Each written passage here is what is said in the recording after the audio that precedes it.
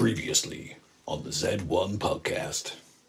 I read somewhere once that behind death and divorce, moving house was the third most stressful thing you'll ever do. Well, I, for one, am looking forward to it. That's Edna and your mother's dead. Trapped. Aaron! Jesus, Aaron! If you can hear me, lock yourself in the van until it's safe. Zombieland Rule 17. Don't be a hero. I need you. We need you.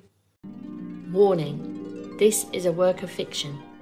Everything you're about to hear has been fabricated, including character opinions, and all events that follow should be considered as entirely imaginary. Even the pets aren't real. The town of Farringdon does exist, however, and it's actually quite nice, so go visit if you want. Have some fun in Farringdon. Not sponsored by the Farringdon Tourist Board. Fun in Farringdon is not guaranteed.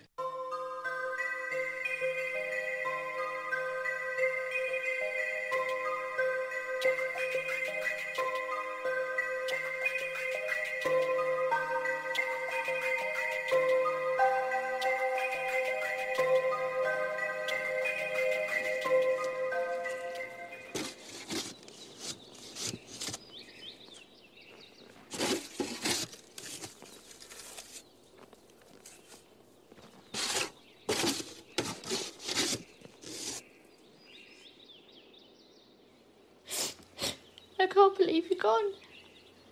You were so lovely to me when you were alive. And now it's going to feel strange about seeing your fetid, offensive, nauseating face around here. Oh, you were doing so well up until that last bit. I don't know why I'm doing this eulogy. She was your girlfriend. Edna wasn't my girlfriend. I just didn't want her to die again. Well, she definitely wanted you dead. She was never interested in what I was doing. But I spared her every time. Well, up until that last time. When are you going to wake up and smell the Zeds? Look, I know you liked all the zombie films. Well, apart from the ones with them having superhuman strength. And the ones where they talk. And run. You may continue. I know you like playing the zombie video games. I know you like collecting the t-shirts and the pogs and doing the dot-to-dots. Those were awesome. But you've got to stop keeping them alive just because you've got some weird fascination about old voodoo and, frankly, rubbish tie-in movies. How dare you? I'll remind you that I've sat through many hours at you gawping at reruns of DIY SOS. Yeah, but Nick Knowles isn't going to turn up with a team of cheeky chappy builders and bludgeon me to death with a spirit level and soppy stories. You know, you got lucky this time. You should be taking it as a warning sign. I am. That's why I'm burying Edna here in our garden, as a constant reminder. And I do smell the Zeds. In fact, look, some of her cerebral fluid went up my nose when I spiked her. I can smell fuck all else. Now, can we just get on and finish this? Okay, but you do the speech. I can't do it without getting angry. But I don't have any emotional range. Just speak words. Oh, Edna. I liked you better when you were a zombie. Is that fair, do you think? No. Is that it? But I didn't really know her when she was Edna the human. Edna, you had very productive salivary glands. Well, that's not something you hear at every funeral. I'm not kidding. She was right in my face. She was like Pavlov's dog. Aaron! All right.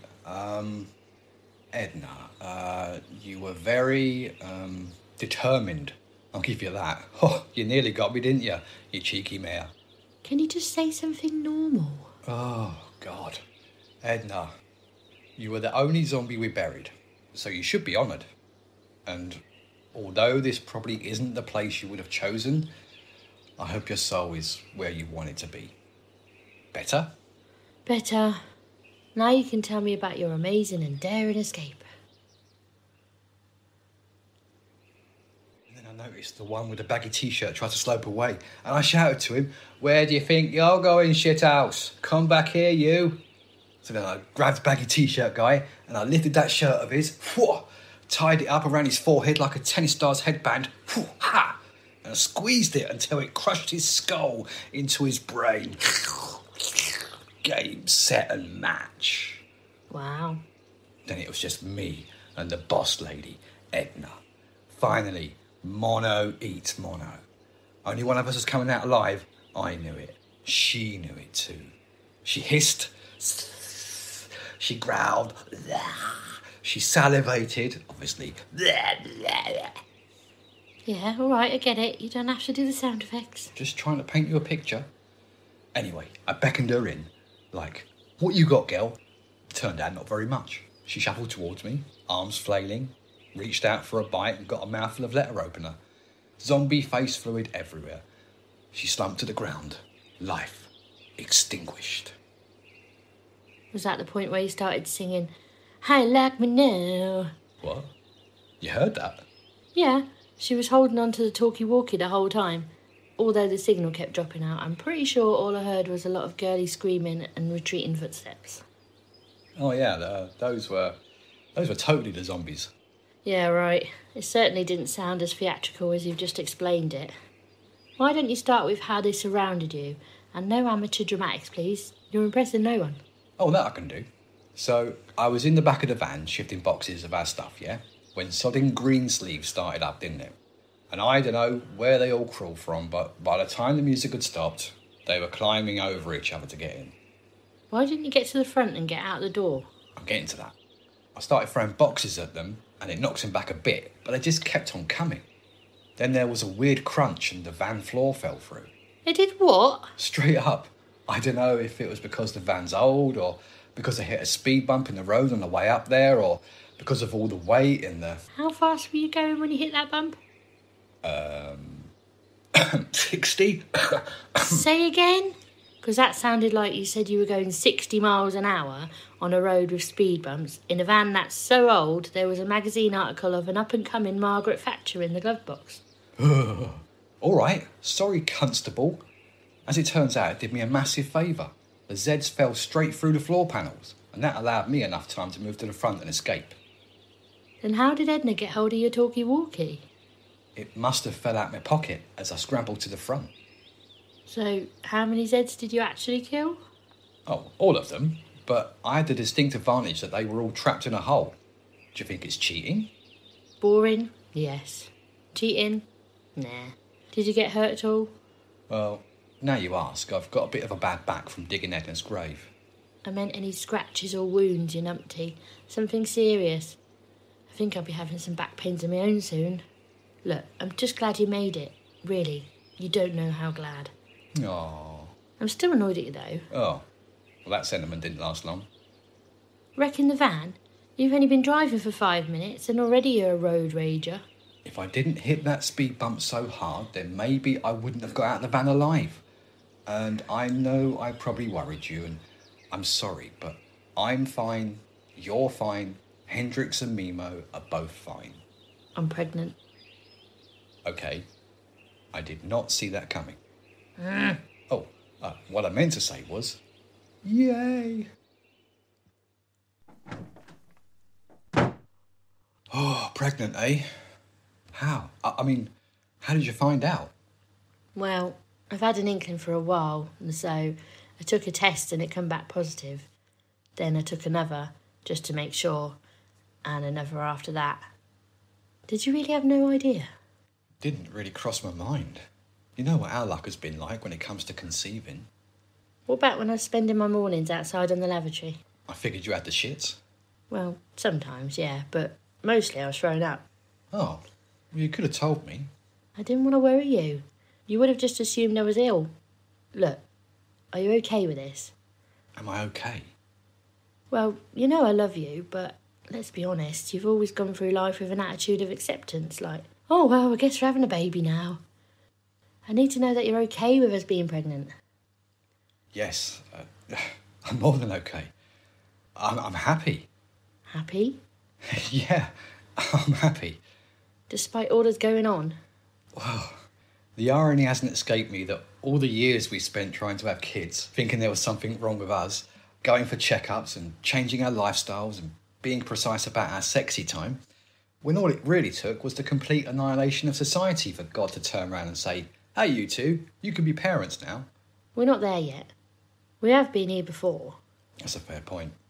Does that worry you? Everything worries me. We can deal with it. Can we? Let's say we get to full term.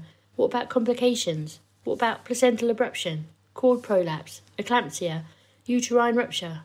Why do all these things sound like heavy metal bands? Uterine Rupture? I swear I have one of their albums. We need help. If not from actual people, we need to get ourselves ready. In a few months' time, you're going to need to go from being my sidekick to dealing with my inside kicks. I'm your sidekick? We need to hit up the library. Oh, no, Katie, no. There has to be another way. No argument, sidekick. We're doing it.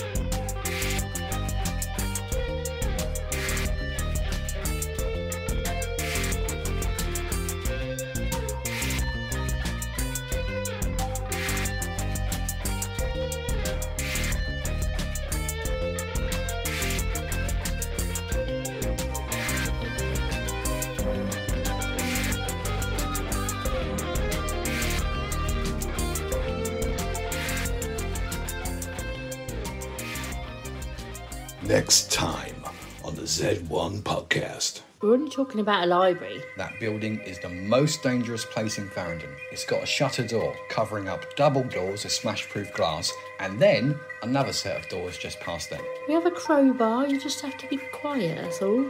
Named after that famous quiet bird, of course. Caca! Caca! I got it. What's this? Let's call it a shopping list.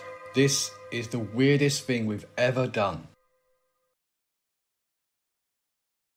The new year is all about new beginnings and fresh starts. Make this the year you resolve to treat every inch of your skin to silky smooth hydration with Osea's best-selling Undaria Algae Body Butter. Rich but never greasy, this TikTok famous body butter is clinically proven to visibly firm skin and provide 72 hours of continuous hydration. Formulated with high-performance ingredients like ceramides and Undaria seaweed, it transforms dry, crepey skin to smooth, soft, and supple. Osea's been crafting seaweed-infused products that are safe for your skin and the planet for close to 30 years. Everything they make is clean, vegan, cruelty-free, and climate-neutral certified, so you never have to choose between your values and your best skin. Start your year fresh with clean vegan skincare from Osea. Get 10% off your first order site-wide with code GLOW at OseaMalibu.com. That's OSEA Malibu.com, code GLOW.